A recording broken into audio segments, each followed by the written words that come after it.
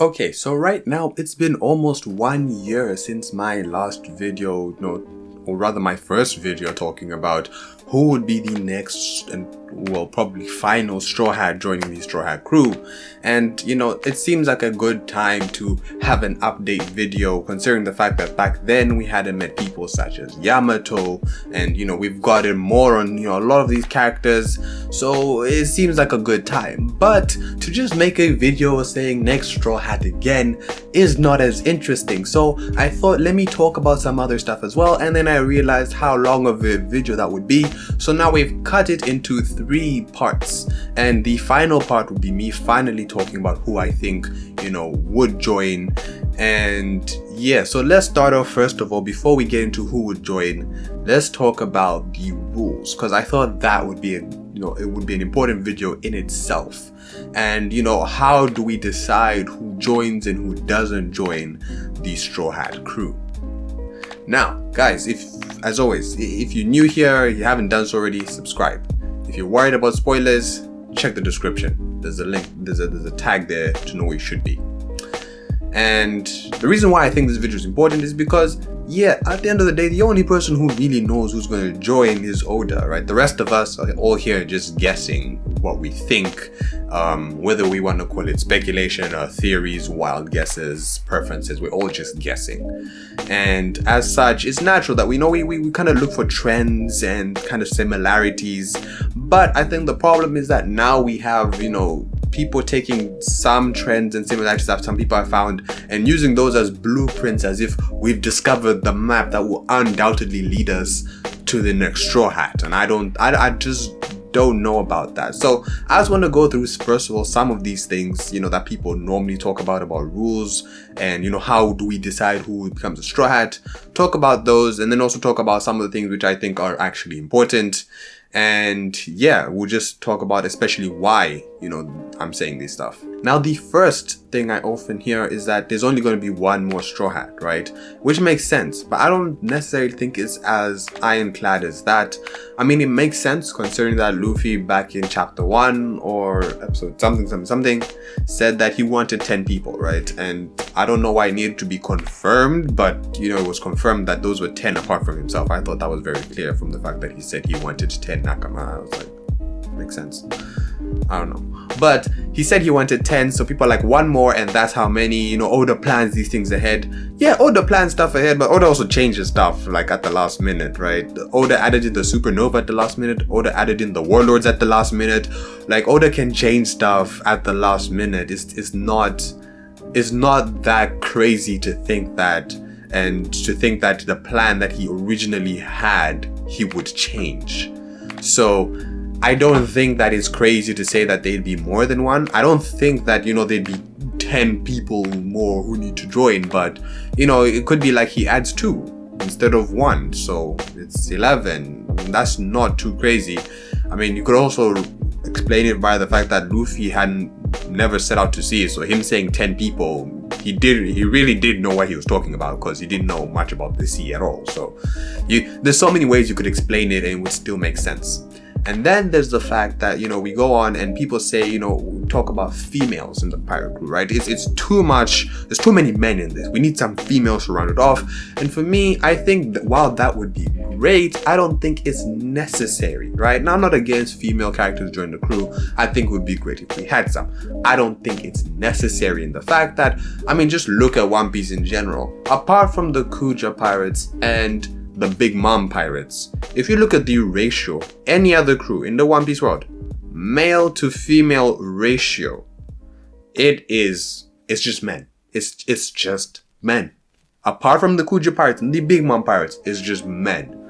So saying that somehow it's just going to end up being more balanced, I don't know about that. I mean, even if you want to parallel Luffy's crew with Roger's crew, Luffy's crew with Shanks' crew, did Roger and Shanks even have female characters in their crew? That's what you should even be asking yourself. So, it being a female character would be great, not necessary, not a rule. Okay.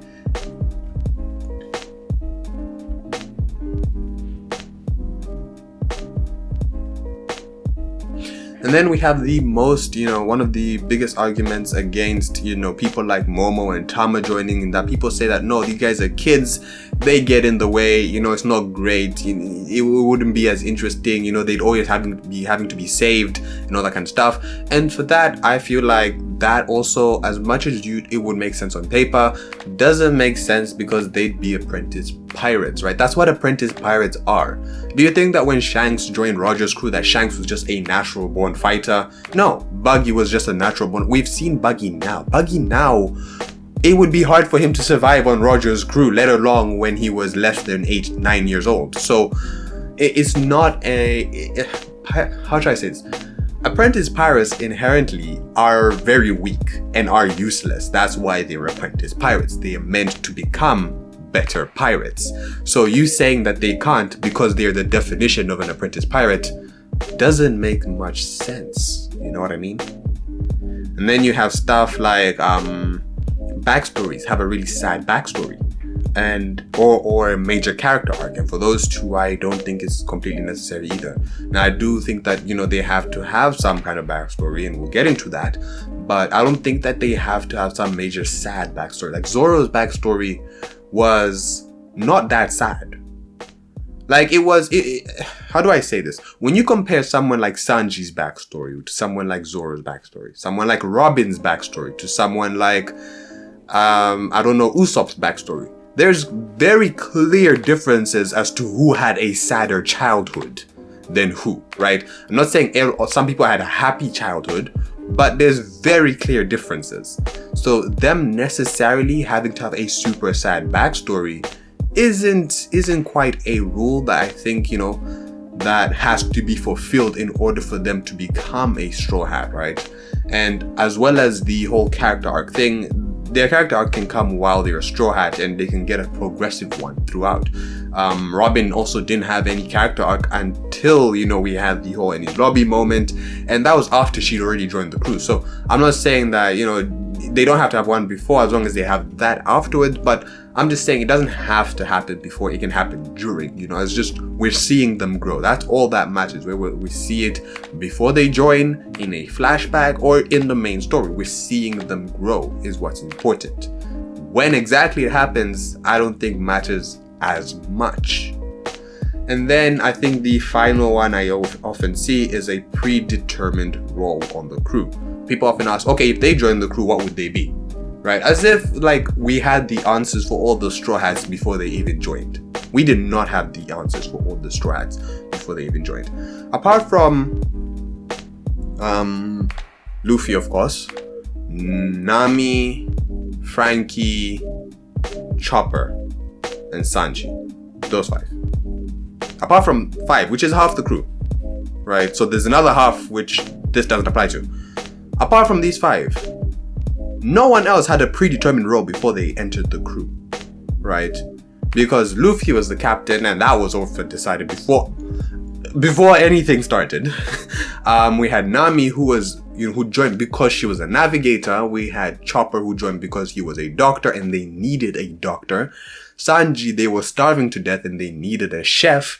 And we have Frankie, who was a shipwright. And, a shipwright was good. They needed a shipwright when they reached Water 7. So these guys were kind of, somewhat sought out or needed before they even met the characters. The rest of these Straw Hats never had roles or never had stuff which is like, okay, this is going to be your role, now you can join, right? They just kind of join and then they fit in based on their skills. Like Jinbei when he joined. Like if you asked anyone before Jinbei joined, what's Jinbei going to be? No one would have been like, yeah, obviously helmsman, right? Obviously. Like no one would have said that. But Jinbei had the skills, he inserted himself where he had the skills, all right? And that was something where I don't know if anyone ever saw that coming, but yeah, he just inserted himself. And Robin, it's not like Robin joins like, I'm joining as your archaeologist. She just joined, and then based on her interests and her skills, she became the archaeologist. Usopp wanted to be the captain, right? So Usopp ending up as a sniper was just based on his skills again. Zoro and his role, whether you want to say vice captain or whatever, he just became that based on, his personality, how long he'd been experienced with Luffy, his experiences as well. It was based on the individual's skills. So I don't think it's necessary that you have to be able to see a predetermined role before the person joins. Will that be good and great to see something where they can fit in clearly? Yes, but if they don't have that, doesn't really take anything away from them, because a lot of the Straw Hats, half of the Straw Hats joined without having a predetermined role when they joined, right? So that being said, those are all the rules that I just think that people take a bit too seriously, which don't matter as much. Now, I did talk a bit about, the whole backstory and character arc thing, and what I want to say about that, as far as what actually matters, is that we have to care, right? Whether it has to be through a character arc that they go through when we meet them, a backstory, a dream, we have to care, right? And even the dream one, I don't think that's completely necessary, because you look at characters like Brooke and Frankie, since like everyone before Brooke and Frankie had a very clear dream, which you could say this is their dream and this is why they're on the Straw Hat Pirate group. But Brooke and Frankie don't have that nearly as much. I mean, Brooke wants to see Laboon. Yes, that's great, but he didn't necessarily have to stick with the Straw Hats to do that. He could have just stuck with them, got out the floor and triangle, left. That could have been it.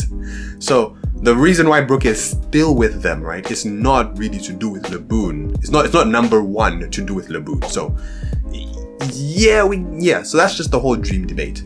But what I was trying to get to is that they have to have something that makes us invested in this character. Why do we care about this character? And that could come through dreams, character arcs, flashbacks, whatever. It could come through all these different things. It doesn't have to be necessarily one or necessarily all of them. It just has something to do with that makes us care. And I know I say care, but keep in mind that not everyone's going to care, right? Even the newest Straw Hat, you may care about them, right? Whoever they'll be when they join, but someone else might not, right? The way like not everyone cares equally about the current Straw Hats. Some people don't like Chopper, some people don't like Frankie, some people don't like Sanji, some people don't like Zoro, right? Not everyone cares about all the current Straw Hats, so the new Straw Hat won't be any different. You may not end up actually liking the next Straw Hat that joins. That's just a possibility.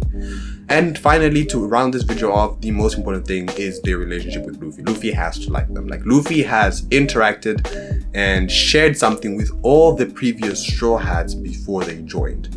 So a big argument for someone joining cannot be their interactions with their Straw Hat minus Luffy, right? Yes, interaction with the Straw Hat is important, but it being without Luffy or having nothing there with Luffy just does not give us a strong enough case, because it's Luffy's decision at the end of the day. But that's all I'm going to say for this video. Of course, with the current picks that we have, or current candidates, you could say, we'll see how their stories go, because they all are lacking in some areas and they all have potential in some areas.